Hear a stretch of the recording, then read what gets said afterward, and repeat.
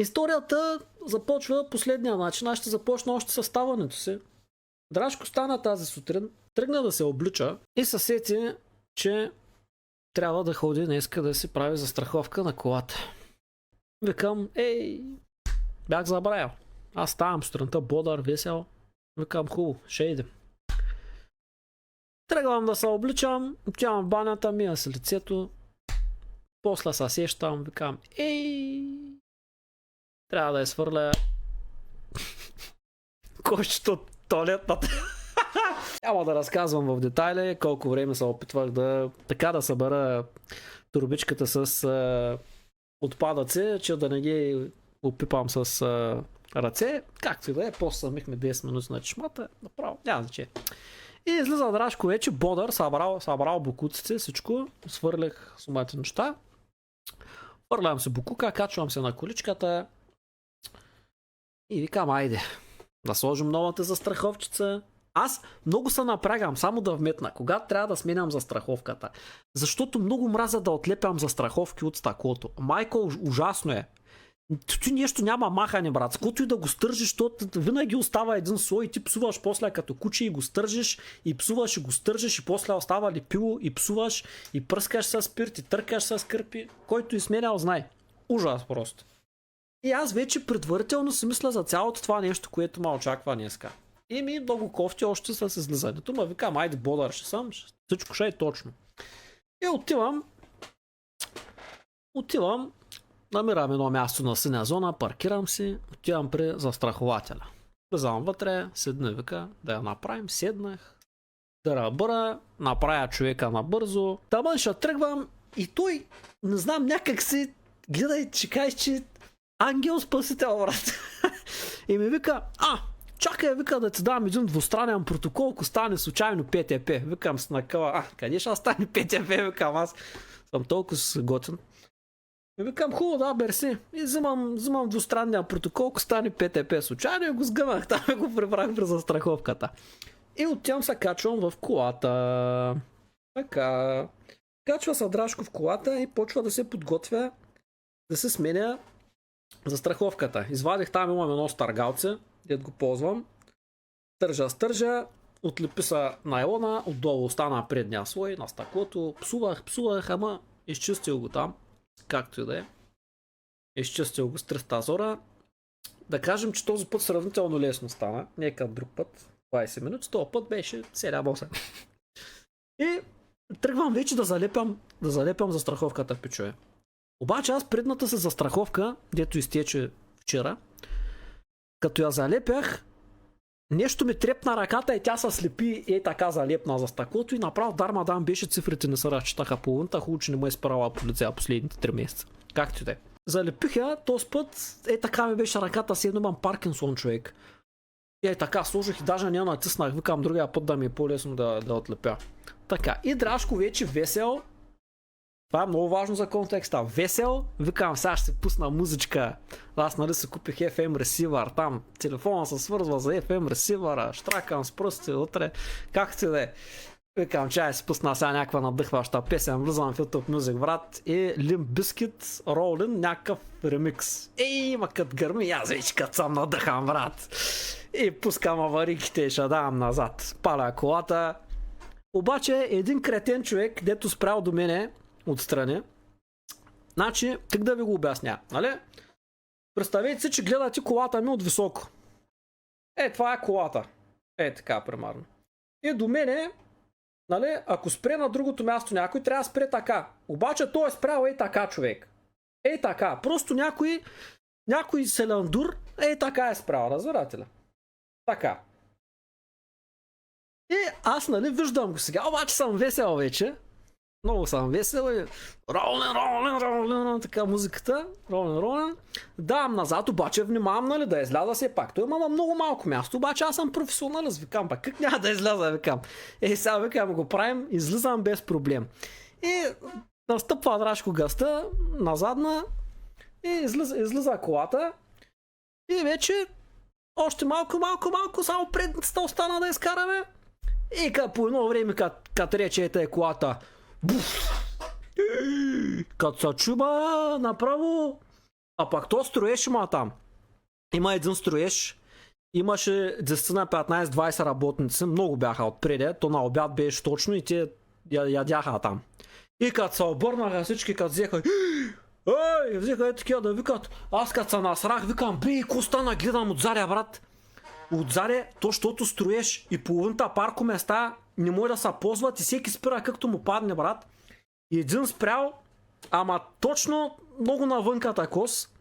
И аз, нали, уж гледам, ма няма как да изляза, брат. То спрял като малумник тъй до мене, явно съм го ударил. Пак те, пластмасата на колите, като ги дръннеш, много шумят, човек. Направо се чу, викам, край, то му щупи хвара, сигурно. Аз като се насрах, викам, ко да правя сега? Ма то не мога нито да завъртя, да се върна на мястото си вече, нито да седа тъй на пътя, дето минават всички. И в същия момент отгоре едва камиончат. Иска да минава, почва да би битка, той не е разбрал кое е станало. И аз в първия момент нищо не знам, разбирате ли, викам, ударих някой, търся вече къде да спра, човек. А то се оказа, че в колата имало, докато изпряна, има и човек. Майко, като излезе, като се отвори вратата, аз гледам и те на огледалото какво се случва. Викам с така, майко, сега викам, изядах боя тук. Той един тъй, не беше пенсионер, ама да речем, че след 50 е бил тъй. Като излезе, ти казвам, като взе да и тъй с ръката да такова, аз нищо не чувам вътре, бумти музиката, брат. Насреща пешеходка едва. Аз не мога да мръдна, пичове, почвам назаден, въртя, такова. Отзаря ми битка, то аз направо се насрах, викам край. Викам аз, чакай, викам на къла си, трябва да намеря някъде да спра да видим кой е станало. Аз не мога да сляза още, разбирате ли, то няма как, на пътя седя буквално. И човек имал да направо, като излезе, аз хептен насрах, викам, викам, как може, викам, сега бях на къла си, викам, сега ми дадоха протокола за ПТП и веднага да го направя, то направо бахти мемето. И идва пешеходката на среща и не може да мине сега и тя и чака отпреди пешеходка, зад мен е тир ме, камион такъв с ремарке, там за строителните материали за строежа. И отстрани то с колата, един я вика, другия битка, тъс ръкомаха пред мене, викам, какво стана? И тъс нещо тръгна да ми говори, аз не я чувам, тя музиката бумти, спирам музиката, свалям прозореца и почвам вече, аз влизам в оправдателен режим, викам, нямаше как, викам да изляза, викам, то спрял като глупак тук и тя вика, да, разбраха, викам, кой разбра? Тя, давай, тръгвай, викам, къде, викам, и тя, давай, нищо няма и гледам на прозореца отзаря, то справи така, нали, да се махам, вика, давай, той си погледнал явно колата, ама аз, моята въобще не съм я видял дали има нещо и си още съм насран, човек, той сигурно като е видял, че на него нищо му няма и вика, давай, тръгвай. Пак то тъй като се удариш, може само на единия да му има, нещо на другия нужда да му няма, нали, зависи на кой колко му издържа колата, бронята. И аз насран вече давам напред, нямам къде да спра да отбия, тото има на пъпа на центъра на Ямбол, човек, няма къде да спреш. Център. Той не е центъра, бе.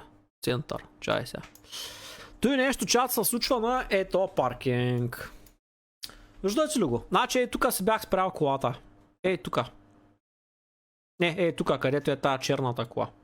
Чавам тук, моля се. Може. Ма тото и от 2021. Значи чат те с къщи тук всичките са съборени. Издадено е напред до тук и са построили блок, да знаете, да си го представите.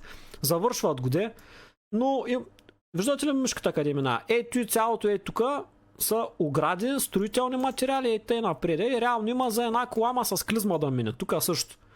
И аз съм спрял ето тук или тук, на едно от двете места си тая. И понеже няма места, един пич е спрял така, тук някъде, напред тъй, да речем. Тъй, нещо такова тук е спрял. И аз давам назад. И понеже то няма как да се разминат две коли тук, защото е направено за две коли да му да минат, но няма. И пича е някъде така тук, и аз давам назадка. И тук е то справа и те на една страна и естествено навлизаме в този място малко, за да мога да изляза и го думнах. И тръгвам вече и карам по пътя и треперя целият човек. Викам, аз до сега само един път съм правил ПТП, един пенсионер, като си изтарва на едно нагорнище колата и ма чукна отпреда с задницата си. В смисъл, това за първи път по моя вина и нещо да стане, ма то реално е по моя вина, ма то нямаше как да стане, брат. И баси майката, аз с това леко се успокоявам, че хем съм виновен, ама до някъде и не съм виновен. Нали? поемам вината. Човека вика, тръгва и тръгнах. И спрях там на един паркинг вече, ма сигурно бяха минали 10 минути, аз докато намеря къде да спра. Винаги слизаш и оглеждаш. Чакай да се довърша историята, бе, нали ти казвам, че нямам къде да спра да огледам на пътя, буквално на пътя, няма къде да се спре. След 5-10 минути, като намерих къде да спра, слязох и огледах. Да не те пишат, избяга от ПТП-то. Няма бе човека каза, тръгва и нищо няма. И аз тръгнах. Жената и тя вика, давай, казват да тръгваш. Викам, добре. Аз отворих вратата, те тръгнах да се показвам. Човека прави, давай, вика, няма нищо. И чак вече след 5-10 минути, като намерих къде да спра, слезнах, гледам, нищо няма. Аз даже не знам с къде точно се е чукнал, разбираш ли, оглеждах от всякъде, няма нищо, човек. Нито боя има отбелязано, нищо, пак много се чу, разбираш ли. Много се чу. Аз направо чак да го чуя през музиката, смятай колко много се чу. Утре пак ще я гледам или там, когато я карам пак, ама не можах да намеря с какво съм ударил човек и къде. Пак много се чу, разбираш ли? Така издранча, викам край, аз му щупих фаровите на този. Ма много се изплаших чат, направо някой сега ще каже, то нищо не е станало, ама който не е правил ПТП, само той не знае човек. Направо изтръпнах целия, викам, че човек вътре в колата, викам край. Къде да избягам, ми вика, ти да не тъпиш, да ти избягал. Брат, той има 20 човека свидетели, аз според тебе ще тръгна ли в тази ситуация. Строителите седат, братя, дадат на вестници там салами, хляб за обедната си почувка, на сега дали где да цер, дали ще избягам според тебе. Не съм избягал, въпросът е, че много се изплаших. Нещо се удрава. Не знам, не можах да видя. Ще я гледам пак. Аз може и в адреналина да ми се изторило, че нищо и няма, като я погледнах, ама просто затова трябва да паркирате правилно. Защото такива сме умници, дет паркират до вас, аз за да пазя единия да не го ударях друг. Дето вика човек, като има такава ситуация, трябва да звъниш веднага на 112 на полиция да кажеш, че са запаркирали и да дойдат да се оправят. Знаеш колко пъти те изпират? Аз на човекото много пъти съм му пращал.